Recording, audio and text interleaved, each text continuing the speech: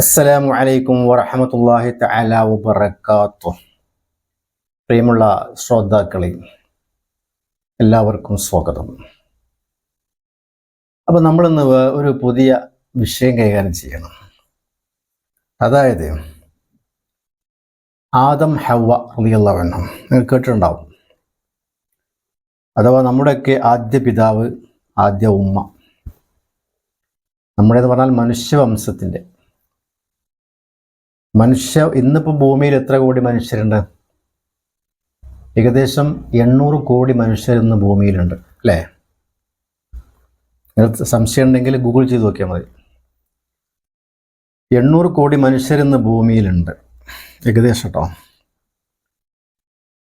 പിന്നെ മരിച്ചുപോയ കണക്കെത്രയാണ്? അല്ലാഹു ആലം. എന്തോരം അതിലേക്കാറുണ്ടാവും, ഉറപ്പാണ് കാര്യം. ഇന്ന് ജീവിച്ചിരിക്കുന്ന ആളുകളെക്കാൾ മരിച്ചു പോയവരുണ്ടാവും, അത് ഉറപ്പാണ്. എന്നാൽ ഈ കോടിക്കണക്കിന് മനുഷ്യരുടെയൊക്കെ പിതാവ് ആര്? അതിൻ്റെ സ്റ്റാർട്ടിങ് ആരാണ്? ഇതിൻ്റെ തുടക്കം ഒരു മാതാവിൽ നിന്ന്, ഒരു പിതാവിൽ നിന്നാണല്ലോ മനുഷ്യനുണ്ടാകുക. അങ്ങനെ മുകളിലേക്ക് പോയാൽ അവസാനം ആരിൽ ചെന്നെത്തും? നമ്മുടെ വിശ്വാസപ്രകാരം, അഥവാ ഇസ്ലാം മത വിശ്വാസപ്രകാരം അത് ആദം നബിയിലും ഹവ്വയിലും ചെന്നെത്തും എന്നുള്ളതാണ് റളിയല്ലാഹു അൻഹു. അഥവാ മനുഷ്യവംശത്തിൻ്റെ മാതാവും പിതാവും അവരാണ്, ആദമും ഹവ്വയും. അതിൻ്റെ ചരിത്രം സുദീർഘമായ ചരിത്രമാണ്. ചുരുക്കി പറഞ്ഞാൽ ആദം നബിയെ അള്ളാഹു ആദ്യം സൃഷ്ടിച്ചു. മനുഷ്യരിൽ നിന്ന് ആദ്യം ആദമിനെയാണ് സൃഷ്ടിച്ചത്. പിന്നെ ഹവ്വയെയും സൃഷ്ടിച്ചു ഇണയായിട്ട്. അവരോട് രണ്ടാളോടും സ്വർഗത്തിൽ താമസിക്കാൻ പറഞ്ഞു. ഞാൻ ചുരുക്കി പറയണം, നിങ്ങൾ കേട്ടിട്ടുണ്ടാവും ചരിത്രം. അവർ രണ്ടാളും സ്വർഗത്തിൽ താമസിക്കാൻ പറഞ്ഞു. പക്ഷേ അള്ളാഹു ഒരു നിബന്ധന വെച്ചോ. എന്ത്? നിങ്ങൾക്ക് ഇഷ്ടമുള്ളത് ഭക്ഷിക്കാം, പക്ഷേ എന്ത് ചെയ്യാൻ പാടില്ല? ഒരു നിശ്ചിത പഴം, ഒരു മരം കാണിച്ചു കൊടുത്തു. ആ മരത്തിലേക്ക് നിങ്ങൾ അടുക്കരുത്, അതിൻ്റെ പഴം നിങ്ങൾ തിന്നരുതെന്ന് പറഞ്ഞു. ഓക്കെ, അങ്ങനെ അവർ സമ്മതിച്ചു. അവർ തിന്നിരുന്നിരുന്നില്ല. പക്ഷേ ഇവിടെ എന്ത് സംഭവിച്ചു എന്ന് ചോദിച്ചാൽ, ഇബ്ലീസ് അവിടെ ചെന്നു മനുഷ്യവേഷത്തിൽ. എന്നിട്ട് അവരോട് ഉപദേശിച്ചു. നീ എന്തൊക്കെ വിശേഷമൊക്കെ ചോദിച്ചിട്ടുണ്ടാവും, അല്ലാഹു ആലം. എന്നിട്ട് അവരോട് പറഞ്ഞു, നിങ്ങൾ എന്താണ് ഇപ്പോൾ ഈ പഴം തിന്നാത്തതെന്ന് ചോദിച്ചു. അപ്പോൾ പറഞ്ഞു, അള്ളാഹു വിലക്കിയിട്ടുണ്ട്. ശരി, അള്ളാഹു നിങ്ങളോട് വിലക്കാനുള്ള കാരണം എന്താ നിങ്ങൾക്കറിയുമോ? മാ നഹാകുമാ റബ്ബുകുമാ അൻ ഹാദിഹി ശജറ ഇല്ല അൻ തകൂന മലക്കൈനി ഔ തകൂന മിനൽ ഖാലിദീൻ. നിങ്ങളിപ്പോൾ ഈ പഴം തിന്നുകയാണെങ്കിൽ നിങ്ങൾ ഒരു പക്ഷേ മലക്കുകളുടെ സ്ഥാനത്തിലേക്ക് ഉയരും, മലായിക്കത്തിൻ്റെ സ്ഥാനത്തിലേക്ക് ഉയരും, അല്ലെങ്കിൽ നിങ്ങൾക്കിവിടെ ശാശ്വതമായി താമസിക്കാൻ കഴിയും. അതുകൊണ്ട് നിങ്ങൾക്ക് ഈ പഴം തിന്നുകയാണ് നല്ലത് എന്ന് ഇബ്ലീസ് അവരോട് കുതന്ത്രം പ്രയോഗിച്ചു. ചുരുക്കി പറഞ്ഞാൽ ആ ഇബ്ലീസിൻ്റെ കെണി വലയിൽപ്പെട്ടവർ ആ പഴം ഭക്ഷിച്ചു. ഈ സംഭവം നടന്നതിന് ശേഷം അള്ളാഹുവോട് ചോദിച്ചു, എന്തിന് ഞാൻ നിങ്ങൾ പറഞ്ഞില്ലേ ഈ പഴം ഭക്ഷിക്കരുതെന്ന്? അപ്പോ ഉടനെ തന്നെ അവർ പറഞ്ഞു, ക്ഷമിക്കണം അല്ലാഹ്, പുറത്തു തരണം, ഞങ്ങൾക്ക് തെറ്റ് പറ്റിയത് പറഞ്ഞു. അപ്പോൾ ചുരുക്കി പറഞ്ഞാൽ അള്ളാഹു അവരോട് പറഞ്ഞു, തെറ്റ് ഞാൻ പുറത്തു തരാം, പക്ഷേ നിങ്ങൾക്കതിന് എന്ത് വേണം? നിങ്ങൾ എന്തായാലും ഇവിടുന്ന് പോകണം, ഭൂമിയിലേക്ക് പോകണം. ഞാൻ നിങ്ങളെ ഭൂമിയിലേക്ക് പറഞ്ഞേക്കണം. അങ്ങനെ ചുരുക്കി പറഞ്ഞാൽ അവരെ സ്വർഗത്തിൽ നിന്നും ഭൂമിയിലേക്ക് ഇറക്കി വിട്ടു. കൂട്ടത്തിൽ ഇബ്ലീസിനെയും ഇറക്കി വിട്ടു. അപ്പൊ ഇബ്ലീസ് എന്താണ് ഇവരെ ചതിക്കാനുള്ള കാരണം?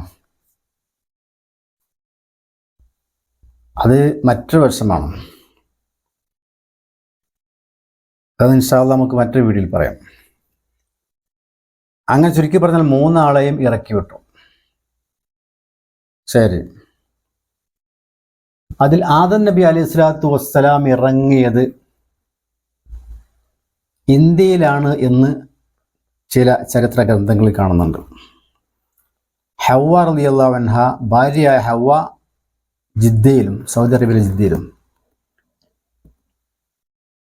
പക്ഷേ ഇന്ത്യയിൽ എന്ന് പറയുമ്പോൾ ഇന്ത്യയിൽ എവിടെയാണ്? കേരളത്തിലാണോ? അല്ല. തമിഴ്നാട്ടിലാണോ? അല്ല. പിന്നെ എവിടെയാണ്? ശ്രീലങ്കയിലാണ് എന്നാണ് ചരിത്രകാരന്മാർ പറയുന്നത്. അപ്പോൾ പിന്നെ എങ്ങനെ ഇന്ത്യയിൽ എന്ന് പറയാം? അന്നത്തെ ഇന്ത്യ അങ്ങനെയായിരുന്നു അത്രേ. അന്നത്തെ ഇന്ത്യ, നബിയുടെ കാലത്തുള്ള ഇന്ത്യ എന്തായിരുന്നു? ഇന്ത്യയും ശ്രീലങ്കയും ഒരൊറ്റ നാടായിരുന്നു, ഒരൊറ്റ കൺട്രി ആയിരുന്നു. പിന്നീടാണ് അത്ര രണ്ട് നാടായി മാറിയത്. ചുരുക്കി പറഞ്ഞാൽ ഇന്നത്തെ ശ്രീലങ്കയിലാണ് അത്ര നബി ഇറക്കപ്പെട്ടത് എന്ന് ചില സ്ഥലങ്ങളിൽ കാണുന്നുണ്ട്. അല്ലാഹു അലം. ഹവ്വ റളിയല്ലാഹു അൻഹ സൗദി അറേബ്യയിലെ ജിദ്ദയിലും. അങ്ങനെ ചുരുക്കി പറഞ്ഞാൽ ഇവർ രണ്ടാളും പിന്നെ അവസാനം കണ്ടുമുട്ടുന്നത് സൗദി അറേബ്യയിലെ മിനായിലും അറഫയിലും ഒക്കെ വെച്ചിട്ടാണ്. അങ്ങനെയാണ് അവർ കണ്ടുമുട്ടുന്നത്, അവിടെ വെച്ചിട്ട്. അങ്ങനെ എന്തായി? കണ്ടുമുട്ടി, പരസ്പരം കണ്ടുമുട്ടി. പിന്നീട് അവർ ഭാര്യ ഭർത്താക്കന്മാരായി ജീവിച്ചു. അങ്ങനെ അവർക്ക് സന്താനങ്ങൾ ഉണ്ടായി. ആ സന്താനങ്ങൾക്ക് വീണ്ടും സന്താനങ്ങൾ ഉണ്ടായി. അവസാനം ചുരുക്കി പറഞ്ഞാൽ ആദം നബി അലൈഹി സ്വലാത്തു വസ്സലാം മരിക്കുമ്പോൾ 100,000-ഓളം പേരക്കുഞ്ഞുങ്ങൾ ഉണ്ടായിരുന്നു എന്നാണ് പറയപ്പെടുന്നത്. അത് കണ്ടതിന് ശേഷമാണ് അദ്ദേഹം മരിച്ചത് അലൈഹി സ്വലാത്തു വസ്സലാം. 1000-ഓളം വർഷം അദ്ദേഹം ജീവിച്ചു എന്നാണ് പറയപ്പെടുന്നത്. 1000-ഓളം വർഷം. വാഷ ആദം 960 എന്ന് പറഞ്ഞാൽ ചുരുക്കി കറക്റ്റ് പറഞ്ഞാൽ 960 കൊല്ലം അദ്ദേഹം ജീവിച്ചു. അദ്ദേഹത്തിൻ്റെ ഖബർ നിലകൊള്ളുന്നത് സൗദി അറേബ്യയിലെ ജബൽ അബി ഖുബൈസ്, മക്കയിലെ അബി ഖുബൈസിൻ്റെ അടുത്താണ്. ഹവ്വ റളിയല്ലാഹു അൻഹയുടെ ഖബർ സൗദി അറേബ്യയിലെ തന്നെ ജിദ്ദയിലും ആണെന്ന് ചരിത്രങ്ങൾ കാണുന്നുണ്ട്. അപ്പോൾ എങ്ങനെയാണ് ആദം നബി അലൈഹി സ്വലാത്തു വസ്സലാമിൻ്റെയും ഹവ്വ റളിയല്ലാഹു അൻഹയുടെയും ചരിത്രം? അപ്പോൾ ചുരുക്കി പറഞ്ഞാൽ മനുഷ്യവംശത്തിൻ്റെ മൊത്തത്തിലുള്ള ഫാദറും മദറുമാണ്, ഉപ്പയും ഉമ്മയുമാണ് ആര് ആദമും ഹവ്വയും എന്നാണ് നമ്മുടെ വിശ്വാസം. അത് വിശ്വസിക്കാത്ത ആളുകൾക്ക് അല്ലെങ്കിൽ മറ്റു മതസ്ഥർ എന്ത് പറയുമെന്ന് എനിക്കറിയില്ല. അല്ലാഹു അലം. നമ്മുടെ മതവിശ്വാസ പ്രകാരം അങ്ങനെയാണ്. എല്ലാ ആളുകളും, ഹിന്ദുവാവട്ടെ, മുസ്ലിം ആവട്ടെ, ക്രിസ്ത്യാനിയാവട്ടെ, ജൂതനാവട്ടെ, ജൈനമതസ്ഥനാവട്ടെ, ഒരു മതവും ഇല്ലാത്തവനാവട്ടെ, മനുഷ്യനാണോ, അവരൊക്കെ എന്താണ്? ഒരൊറ്റ പിതാവിൽ നിന്നും ഒരൊറ്റ മാതാവിൽ നിന്നും ജനിച്ചവരാണ്. ഇന്ന് ഭൂമി ലോകത്ത് ജീവിച്ചിരിക്കുന്ന 800 കോടി മനുഷ്യരും മരിച്ചുപോയ കോടാനുകോടി മനുഷ്യരും എല്ലാം ഒരൊറ്റ പിതാവിൻ്റെയും മാതാവിൻ്റെയും മക്കളാകുന്നു. ഇതാണ് നമ്മുടെ വിശ്വാസം. അപ്പോൾ ഈ വിശ്വാസത്തിൻ്റെ അടിസ്ഥാനമായി നമ്മൾ പ്രവർത്തിക്കണം. ഇത് പറയാൻ വേണ്ടി എപ്പം പറഞ്ഞത്. എങ്ങനത്തെ അടിസ്ഥാനമായി പ്രവർത്തിക്കണം എന്നാൽ നമ്മളൊക്കെ ഒരു പിതാവിൻ്റെയും മാതാവിൻ്റെയും മക്കളാണ് എന്ന ബോധത്തോടു കൂടി ആ രീതിയിൽ പരസ്പരം പെരുമാറുക. ഒരിക്കലും പരസ്പരം വിദ്വേഷമോ പകയോ ജാതീയതയോ വർഗീയതയോ വെച്ച് പുലർത്തരുത്. നല്ലതല്ല. അതുകൊണ്ട് ആർക്കൊരു ഗുണമില്ല. നമ്മൾ പരസ്പരം വർഗീയത പോരടിച്ച് ജീവിക്കുന്നത് കൊണ്ട് ഒരാൾക്കൊരു ഗുണമില്ല. എന്താ കൊണ്ടുള്ളത്? അതുകൊണ്ട് ക്രമസമാധാന നില തകരേ ചെയ്യുള്ളൂ. സ്വസ്ഥമായി സന്തോഷത്തോടു കൂടി സമാധാനത്തോട് ജീവിക്കാൻ കഴിയില്ല അങ്ങനെ ആകുമ്പോൾ.